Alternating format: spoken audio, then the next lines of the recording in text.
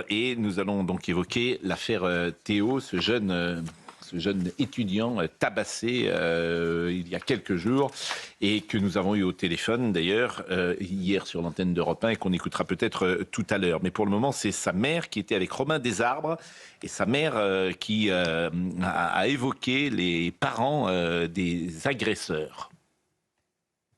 J'ai un sentiment de dégoût. J'ai eu d'autres informations sur l'affaire et en fait, il y a des parents d'agresseurs qui avaient demandé de l'aide. Ça faisait 3 ans qu'ils avaient demandé de l'aide à l'État, qui ont demandé que leur enfant soit placé parce qu'ils n'y arrivaient plus, qui ont demandé de l'aide à des PMI, à des éducateurs spécialisés à domicile. On n'a rien fait. Hier, ces parents-là, une famille a demandé que leur enfant soit suivi par un psychiatre professionnel pour les aider. La procureure leur a refusé car cet enfant-là a refusé. Donc cet enfant est mineur. Il a le droit de refuser. On l'écoute, mais par contre, on n'écoute pas mon fils qui est victime. Non mais c'est dingue. Et puis, Non mais c'est dingue. Cette affaire est dingue. Ouais. Donc je ne peux pas vous dire autre chose. Cette affaire, il y a toute la société française dans cette affaire. Et puis ça rappelle évidemment il y a 1 an la mort d'Elias à Paris, tué à coups de machette par des mineurs multirécidivistes. Et ce qui me frappe, c'est que maintenant le rôle des maires qui alertent maintenant l'opinion publique, qui prennent la parole dans les médias, notamment sur CNews, mais aussi dans le Figaro, qui alertent l'opinion publique. Et là on a vraiment un basculement, c'est-à-dire que ces femmes, c'est souvent des femmes d'ailleurs qui prennent la parole. Courage. Un peu comme la lutte contre la mafia en Italie, vous savez, où les femmes ont pris un moment la parole pour dénoncer la mafia, etc. Et cette parole porte parce que les Français s'y reconnaissent, les Françaises, les mères de famille qui ont des enfants s'y reconnaissent. Et je trouve ça très fort. Il y a eu la mère d'Elias, il y a cette femme, il y a eu la veuve d'Harmonie Comine, il y a la jeune Claire Géronimi aussi qui a alerté ces femmes qui se lèvent et qui dénoncent l'insécurité. Je trouve que c'est un vrai phénomène de société. La sœur de Samuel Paty, vous avez raison, mais c'est un phénomène de... C'est à chaque fois des femmes qui me prennent la parole. Je suis d'accord. Femme, courage. Et ça empêche que le drame soit... qu'on puisse dire que ça a été instrumentalisé politiquement. C'est-à-dire qu'elles incarnent aussi cette bataille et on ne peut pas remettre en question leurs paroles. Et la mère de Théo, elle est formidable là-dessus. Ouais. Elle ne parle pas du tout, elle ne déplace pas le terrain sur un terrain d'immigration ou de choses comme ça. Absolument pas. Et ce qu'elle dit en revanche, c'est qu'Emmanuel Macron ne s'intéresse pas à ces sujets-là. Et je crois qu'elle a parfaitement raison. C'est-à-dire qu'on a passé la première demi-heure à décortiquer son interview. Force est de constater que les 9 années qui viennent de s'écouler, c'est un sujet qui ne l'a jamais intéressé. On brainwash, selon lui, c'est toujours pareil. Donc, moi, je pense à chaque fois à ces victimes qui, en plus de l'acte en lui-même, doivent subir le déni et les procès parfois. Vous imaginez le message, le message qui est envoyé à toutes ces jeunesses violentes. Vous tabassez, vous avez employé le mot tabasser. Moi, j'emploierais plutôt le mot lyncher. Ils l'ont lynché véritablement. Il aurait pu mourir. Hein. Mais pourquoi il ne s'est pas mis en examen pour, alors moi, ce que j'aimerais, pour homicide oui, pourquoi vous voyez, par exemple, une affaire comme celle-ci, le parquet devrait s'exprimer aussi. Oui, mais le procureur qui choisit la qualification et quelles sont les réquisitions du parquet pour la détention, ils auraient dû, au bas mot, au minimum, être placés en centre éducatif, fermé au moins 2 semaines, quoi.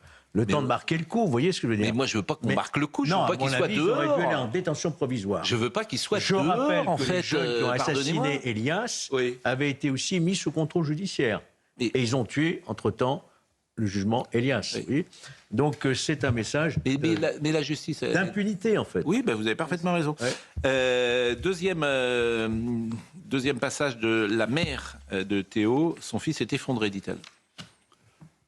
Mon fils, il est effondré. Il est effondré parce qu'il va devoir déménager. Donc, c'est notre mission. La semaine prochaine, on va prendre un déménageur pour pas y retourner, nous. Et on va le déménager. Son colocataire va devoir déménager. Mon fils, il est en arrêt, mais il va devoir démissionner de son emploi étudiant. Et son année scolaire est sûrement terminée. Donc, il a perdu 1 an. Donc, son diplôme ne sera pas validé. Et tout ça se fait dans la société française sans que quasiment personne ne réagisse. Cette histoire, nous la portons depuis hier. Je ne veux pas dire qu'on est les seuls à la porter. Ça devrait être la une de tous les journaux, parce que c'est un fait de société. C'est-à-dire que c'est un condensé, comme vous le disiez, de toute la société française. Et on nous parle de lunettes ou de forcheurs. C'est pour ça que, franchement, cette bulle médiatique, elle est tellement à côté des vrais problèmes des Français. La sécurité est un vrai problème, plutôt que ergoter pendant des heures sur les lunettes d'un président de la République. Mais les journalistes adorent ça. En fait, ils adorent parler de choses accessoires. 3e passage, l'agresseur. Écoutons la mère de Théo. il ressent pas de haine, parce qu'en fait, on a compris que ça a été des gamins qui, au moins 2, depuis petits, qui ont, eux, subi du harcèlement. Eux ont subi des coups. Et que ces gamins-là, les parents ont aidé de les accompagner à ce moment-là. Il y a eu des psychologues de mis en place, mais ces gamins, après, ça s'est arrêté. Et aujourd'hui, il a l'impression que c'est un gamin. En fait, c'est des gamins comme si c'était lui aujourd'hui qui se révolte parce qu'il a été agressé. Chacun à son tour. On devient victime et puis on devient agresseur parce qu'on nous aide pas, on nous tend pas la main. Vous voyez, j'allais dire la tendresse de cette mère qui comprend que ses gosses, et c'est ça qui est le plus terrible d'ailleurs, il faut les sortir de la société bien sûr, mais eux-mêmes ont une responsabilité peut-être limitée parce qu'ils ne sont pas encadrés, accompagnés, etc. Souvent, c'est le pédopsychiatre Maurice Berger qui disait ça dans le Figaro. En fait, souvent, c'est des jeunes qui ont eux-mêmes subi des violences intrafamiliales, qui ont reproduit ce schéma. Et lui appelait d'ailleurs un grand... il voudrait qu'on fasse une grande recherche au niveau national sur les causes de l'hyperviolence des jeunes et de la délinquance pour essayer d'explorer vraiment les facteurs qui font qu'il y a cette hyperviolence des jeunes. Il y a plusieurs facteurs sans doute. Il y a une cause essentielle, c'est qu'ils ne sont jamais sanctionnés. Voilà, ben c'est bien sûr. C'est tout. Oui. Vous prenez un cas judiciaire, vous avez 20 condamnations, il n'y a pas un jour de prison. Il n'y a pas que ça. Non, mais quand vous voyez le jeune homme qui a poignardé sa professeure il y a 2 jours, c'était pas, enfin, il avait eu des signalements à l'école, mais il n'était pas c'était pas un délinquant. On va interdire les jeux vidéo. Ça touche tous les milieux, on a l'impression. Oui, on va dire les mêmes banalités, et là, on aura raison. C'est-à-dire l'éducation, la famille qui n'est pas présente. On parlera tout à l'heure de ce jeune de Sanary. Il avait plusieurs armes blanches dans sa chambre. Demandez encore, je vais reprendre l'exemple de Génie Bastier, si ses enfants auront plusieurs... Ça dépend s'ils vont au scout, ils auront peut-être droit à avoir un petit opinel. Mais... Bon, Jean-Luc Boujon, vous le savez, est le correspondant permanent d'Europe 1 à Lyon. Il est allé hier sur le terrain. Je vous propose d'écouter quelques témoignages qu'il a recueillis, parce que ces témoignages, là aussi, à Lyon, parce que c'est à Gerland, quand je dis où on ouvre le capot, s'il n'y avait pas cette affaire, vous n'entendriez pas les témoignages que vous allez entendre. C'est juste... alors évidemment, ceux qui dirigent, ils sont à l'abri de ça. Ils ne sont pas confrontés à cette réalité où ils ne veulent pas la voir. Donc entendez ces témoignages. Il y a des mineurs là dans le quartier qui poursuivent les passants et les cyclistes à coups de bâton. Des filles qui sont menacées de se faire violer. Ah oui, ils ont des bâtons, des battes de baseball. J'ai vu, il y avait pas mal de policiers là. Donc vous voyez qu'il y a toujours de l'insécurité grandissante. Mon ami, il avait un paquet de bonbons et ces petits-là, ils ont voulu nous racketter entre guillemets. Et moi, je me suis dit, vu que j'étais une fille, que ça allait plus détendre l'atmosphère, etc. Donc du coup, ils m'ont insulté. Je leur ai dit que j'étais pas leur copine ni rien du tout. Ça leur a pas plu. Ils m'ont frappé 2 grands coups de poing sur le visage, un coup de poing du coup sur le cou. J'ai eu des coups de pied sur les jambes, sur le ventre aussi, et j'ai eu des coups sur le dos. Bon, moi, je vous assure, je vois pas comment on va s'en sortir, André Valigny. Je pense qu'on est à un tel degré aujourd'hui, quand j'entends qu'il y a des gosses avec des battes de baseball qui tapent sur des filles comme ça, je ne vois pas comment on va s'en sortir. Parce que tout ça est parti à volo, et en plus, il y a un tel déni de la réalité. Ces 5 gosses, ils sont dehors. 6, ils sont dehors. Donc je ne vois pas comment on va s'en sortir. Je ne comprends pas plus que vous qu'ils soient dehors. Pas plus que mais vous ne comprenez pas. Pardonnez-moi, vous êtes aveugle. Moi, je sais pourquoi ils sont dehors. Parce que là, vous avez une justice qui ne veut pas faire le job. Point. Exactement. Point. Et avec des lois qui ne sont pas répressives pour des mineurs. Vous ne pouvez pas dire je ne comprends pas, en fait, puisque tout est compréhensible. C'est 40 ans de laxisme. C'est 40 ans de philosophie judiciaire Badinter. C'est 40 ans, vous payez tout. Vous avez toutes les factures, vous les payez. C'est votre politique que vous avez soutenue. Je ne peux pas vous dire autre chose, puisque c'est la réalité. Et vous arrivez sur un plateau de télévision... Depuis Badinter, il y a eu Chirac et Sarkozy. Mais vous avez raison. Oui, donc arrêtez avec... La droite a gouverné la France. Mais vous avez raison. La gauche. Mais vous avez raison. Badinter, ça va. Mais vous avez... la même chose, là. Mais vous avez... Mais André, ce que je trouve globale. formidable, c'est que vous dites je ne comprends pas. Mais c'est compréhensible, c'est la suite logique. Ils sont dehors, avec un casier judiciaire comme ils ont. Ils ne devraient pas être dehors. C'est la suite dans un logique. centre éducatif vraiment fermé, vraiment éducatif. C'est la suite logique. Il faut changer la justice des mineurs. C'est la suite logique. Et elle a été réformée en 2021. Eugénie Bastier.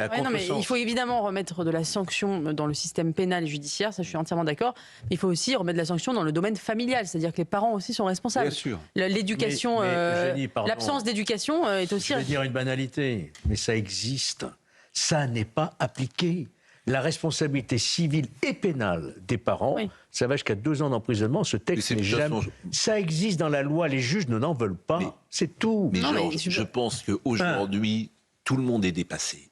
La vérité, c'est que si tout le monde est dépassé, c'est-à-dire que le phénomène narcotrafic, par exemple, violence, éduquer des garçons à la non-violence, c'est un travail quotidien. Enfin, moi, qui ai 2 garçons, je peux vous dire, il faut répéter toute la journée, 15 fois par jour, ne tape pas, ne te venge pas, c'est pas bien de taper. Je le dis 50 fois par jour, c'est pénible, hein, mais c'est comme ça qu'on régule les pulsions. Écoutez, moi, quand j'entends ça, je ne vais pas être un petit garçon comme les autres. Sur un terrain de football, qu'il fasse du sport. Exactement. Voilà, le sport. Parce que sur le sport, il y a la règle. Bien sûr. Et c'est vraiment un apprentissage formidable. À la différence, cher Pascal, et vous le savez mieux que quiconque, que même le football maintenant est le théâtre de violence, notamment dans les petits clubs amateurs. Vous avez parfaitement raison. Mais c'est vous qui le dites. Oui, parce que moi je le vis dans mon canton. Là où je suis élu, le dimanche dans les matchs, il y a de la violence entre les joueurs, contre l'arbitre, entre les parents. Bien sûr. C'est terrible. Et Elias, il sortait d'un entraînement de foot. Oui, exactement. Et vous avez raison. Ce que je n'ai jamais vu, j'ai joué 10 ans à l'époque, je n'ai jamais vu des parents en venir aux mains dans un match de football. C'était un petit niveau. Non, mais il y a une club près de chez moi, ils ont interdit les parents autour des matchs. Parce que ça devenait invivable pour les entraîneurs. Vous vous rendez compte? Donc, ils ont interdit les parents autour de... Donc on n'y arrivera plus. Mais si. Mais on n'y arrivera plus. En tout cas, mais bien sûr que non. Je ne vois pas comment on va y arriver. Alors écoutez Théo, parce qu'on était sur l'antenne d'Europe 1 avec Théo hier, 19 ans.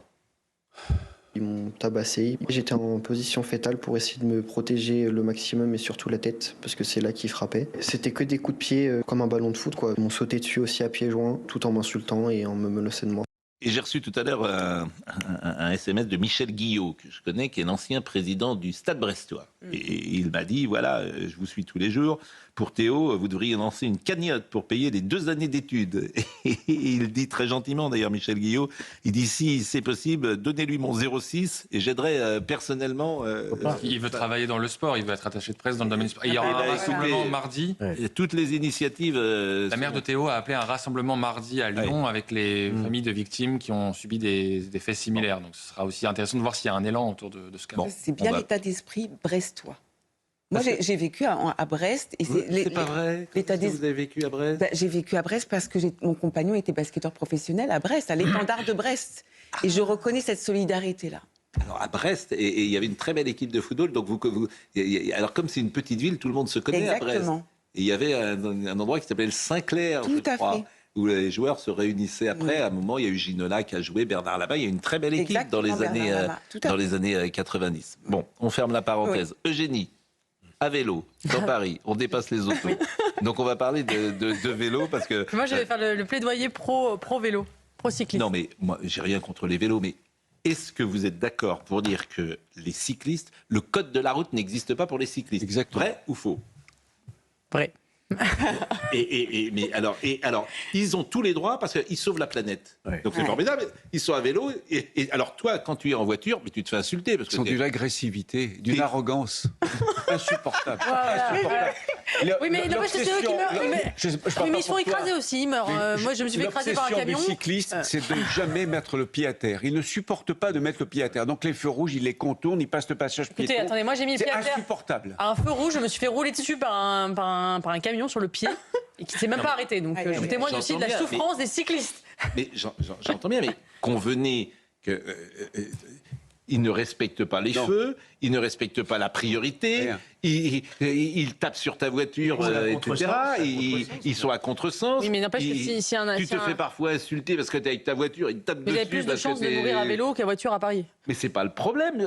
Pourquoi les pistes cyclables qu'il y a maintenant, quand même, ils pourraient être un peu plus raisonnables. Bon. André Valigny est de gauche, mais pas pour la. Alors je voudrais chez moi en Isère, dans les collines. Est-ce qu'on peut d'abord voir on verra le sujet tout à l'heure, mais il y a une émission que vous faites qui est formidable avec Alain Finkielkraut, qui a d'ailleurs défendu Renaud Camus. Oui, il le défend. Il a une admiration littéraire pour Renaud Camus, même s'il a aussi de nombreux désaccords. Écoutez, il dit « Je crois que Renaud Camus, dans votre émission, est un styliste extraordinaire et un grand penseur et que la situation qui lui est faite est invraisemblable. Il est exclu du débat, c'est le paria des lettres contemporaines. Aucun journal ne rend compte de ses livres. Il n'a pas d'éditeur, il est totalement blacklisté. C'est d'autant plus étrange que l'expression grand remplacement est entrée dans le vocabulaire courant. Elle a d'abord été reprise par Éric Zemmour, mais plus seulement puisque Jean-Luc Mélenchon maintenant l'utilise. Donc, quand on dénonce le grand remplacement, on est mis au banc. Et quand on l'encense, c'est ce que d'autres ont fait. Mario Darrieussecq, Leonardo Milano, Rokhaya Diallo, on est soi-même célébré. Il y a quelque chose qui ne va pas. Il a 100% raison. Oui. 100% raison, comme toujours. Alain Finkielkraut, d'ailleurs, je crois qu'il va venir bientôt pour... oui, 100% raison, je ne peux pas vous dire autre chose. Bon, sur Renaud Camus... Sur Renaud Camus, peut-être. Sur Trump, vous avez vu ce qu'il a dit ? Ça va vous faire plaisir. Il a dit l'autre jour... J'ai pensé à vous, il faut que je le sorte à Pascal Pro, ça. Oui, mais je suis pas... Attendez, moi, je suis pas... Si, vous êtes Trumpiste. Et Finkielkraut... mais un Trumpiste, mais alors, de première catégorie. Et Finkielkraut a dit, il est brutal et inculte, infantile et décivilisé. Oui. Point final. Tout est dit. Finkielkraut. Oui, mais... Sur Trump. Oui, je veux bien, mais s'il réussit. Et réussit quoi ? Le chômage remonte aux États-Unis. Parce qu'en fait, les entreprises. Parce que nous, on a un président qui n'est pas inculte, non, qui n'est pas décivilisé, non, qui n'est pas brutal a priori. Et c'était quoi le quatrième adjectif ? Infantile. Et qui n'est pas infantile, quoi. C'est pas ce que j'emploierais pour lui. Mais il a tout raté. Non, il n'a pas tout raté. Non, mais qu'est-ce qu'il a réussi ? Vous me transformez en... Je suis tellement avocat au plus profond de moi que je défends Macron ce matin, parce que quand il est attaqué comme ça par tout le monde, mais plus quelqu'un est attaqué, plus j'ai envie de le défendre. D'abord, vous avez raison, et moi je suis un peu comme vous là-dessus. Mais bon, sauf Trump. Trump, il n'est pas tellement attaqué par vous. Hein. Mais il est encensé. Mais je ne suis pas du tout encensé. Il vient d'arriver, j'attends. Je trouve que sur l'immigration, je m'aperçois que sur l'immigration, il a réussi à stopper l'immigration, vrai ou faux ? Oui. Non, avec ICE, il a réussi à... Mais ICE, ça existait avant, écoutez, non, vous avez vu ce qu'il en a fait ? Vous avez vu ce qu'il en a fait ? Une Gestapo. Une Gestapo. Non, mais allez, on arrête. Vous savez ce que c'est la Gestapo ? Vous savez ce que c'est la Gestapo ? Qui était rue Lauriston. Ce sont les Américains qui disent ça. Non, mais c'est une Gestapo. Attendez. Pas exagérer. Attendez, vous savez ce que c'était la Gestapo ? C'est Klaus Barbie. Moi, je suis d'une terre de résistance. C'est Klaus Barbie, la Gestapo. Vous osez comparer la police américaine... Ce sont les Américains. Non, vous avez dit... Non. Ce sont les Américains qui comparent ICE à la Gestapo. Je ne suis pas tout seul. Mais quels Américains ? Un Américain. Vous vous rendez compte le débat dans lequel il est aujourd'hui ? Quand je dis qu'on ne peut plus parler de rien, vous vous rendez compte que vous-même, un esprit éclairé, fils des Lumières, venant des siècles et des siècles, vous êtes en train de nous dire que ICE, qu'il en a fait, c'est la Gestapo. Les méthodes ressemblent un peu à celles de la Gestapo. Oui. Les méthodes de la Gestapo qui interrogeaient les gens et qui les torturaient dans les caves. Pas la torture, évidemment. Mais la façon de brutaliser les gens, d'arrêter les gens. André, je vous aime beaucoup, mais vous n'êtes pas le seul. Allez, Eugénie Bastier, et on va parler, donc on va l'écouter sur les vélos, parce qu'on voulait parler vélo, mais il nous parle de la Gestapo. Non, je vous parle de toute façon, comment ça s'appelle ad Hitlerum ? La réduction ad Hitlerum. Tout renvoie à cette période. Maintenant, il y a la réduction ad Trumpum. Voilà, c'est ce que j'allais dire. La réduction. Alors, écoutons. Non, mais franchement, la ICE qui existait, qui était la police de Obama. En 2003, je crois. Exactement, mais on est pas avec ces méthodes. Mais parlons des vélos plutôt. Bon, parlons des vélos. Et écoutons Alain Finkielkraut qui parle de mal appris. Les retours du vélo dans Paris, sauf que les cyclistes sont des malappris. Les cyclistes, ce sont les vrais chauffards d'aujourd'hui. Ça, je suis cycliste. Ils prennent des sens uniques. C'est absolument Ils ne respectent jamais les feux. Et en plus, ils ont bonne conscience, parce que comme ils sauvent la planète... Comme ils sauvent la planète, ils peuvent renverser les piétons sans aucun remords. Et j'ai été beaucoup plus souvent sous la menace d'un cycliste que d'un pilote automobile. Bon, vous êtes avec Vincent Trémonet de Villers. C'est une formidable émission d'ailleurs que vous faites. C'est l'émission sur le Figaro. Figaro TV, oui. Figaro Télé. Bon. Et non, mais je partage pas à 100% ce que dit Alain Finkielkraut sur ce thème, parce que moi-même étant cycliste, et d'ailleurs j'apprécie, pour le coup, la transformation de Paris pour le vélo. Les pistes cyclables, c'est vrai qu'on a une cyclables à l'aéroport d'Orly. Non mais franchement, il y a des pistes cyclables à l'aéroport d'Orly. Qui va à l'aéroport en vélo, Ça c'est ridicule, mais à l'intérieur de Paris, c'est devenu très agréable de circuler à vélo, c'est vrai, il faut le dire. Vous trouvez que c'est agréable de circuler à vélo Ah bah oui, la ville est faite maintenant pour le vélo. Ouais. Paris à vélo. Oui, bon, c'est tout ce que vous avez à dire. Eh ben non, mais... alors que le code de la route... mais vous le respectez, vous, sérieusement ? Moi, j'essaie de le respecter, oui. Non, mais j'essaie, ça ne veut rien dire. Vous l'essayez ou pas ? Oui, Est-ce que vous brûlez des feux rouges ? Bah oui, parce que c'est dur de s'arrêter. Ça me peut m'arriver, oui, je le confesse. Et pourquoi vous le faites alors? D'abord, je peux quand il n'y a pas de voiture, la voiture est très très éloignée, et pas devant une voiture, je vais pas traverser une voiture, mais s'il n'y a pas de voiture, traverse. Vous voulez pas mettre pied à terre? Ouais, c'est ça. C'est leur obsession. Après, c'est dur de repartir parce que moi, j'ai pas un vélo électrique. Ouais, c'est ça, c'est dur de repartir. Et alors, le pire maintenant, c'est les vélos cargo. Alors là, tu as l'impression que déjà le cycliste, il sauve la planète, mais le vélo cargo, alors là, il sauve l'univers. Oui. C'est-à-dire que le vélo cargo, là, alors il y a les pauvres enfants qui sont devant dans des. Non, le pire, c'est les trottinettes électriques. Il n'y en a plus. Il n'y en a plus beaucoup. Mais si, les trottinettes privées, pas les oui. En location. Alors, ils font ça à 50 km/h. Tout le monde déteste quelqu'un. Les cyclistes détestent les trottinettes détestent les piétons, les piétons détestent les vélos, les voitures détestent. Enfin voilà. Je les déteste pas. Mutuellement. Je les déteste pas. Je les déteste pas. Je fais extrêmement attention au point où j'hésite aujourd'hui quasiment à ne plus être en voiture, parce que si je shoote ou si je renverse un cycliste, je peux vous dire que je j'ai pas envie, quoi. Donc je fais très attention. Je peux pas vous dire autre chose. Je suis pas terrorisé, mais je fais très très attention. Vous roulez très doucement? Je roule très doucement. C'était donc vous là? Ouais, non, c'est vrai, je roule très doucement, très très doucement même, de plus en plus doucement. Je vais même être arrêté finalement.